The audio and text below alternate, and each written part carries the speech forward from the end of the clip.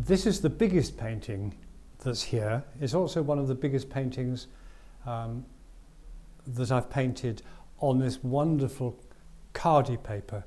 When we had our first lockdown in the spring of, 2020, obviously we were completely restricted about where we could go and what we could do, which turned out to be a fantastic bonus to me because there were no distractions.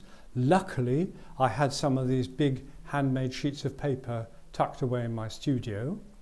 I had a table tennis table which I could staple it to paint out of doors. And so I was painting from, first thing in the morning until it got dark. Well, no, not got dark, but until 7 o'clock, 8 o'clock in the evening, every day on a series of big paintings, of which this is one. I reached for these gouache paints, which luckily I got lots of, and the biggest brushes I could find, and painted very boldly. And this is the outcome of that.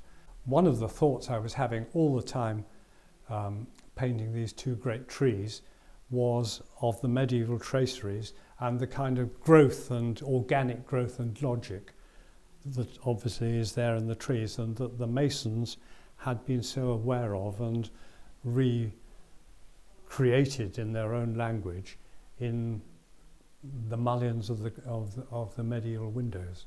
This was another example of looking into the light, and the sun at this time, late spring, because the leaves are, by the time I painted this one, the leaves were coming on the trees, and the light was coming through the bright new green leaves, and the sky was actually really rather blue behind.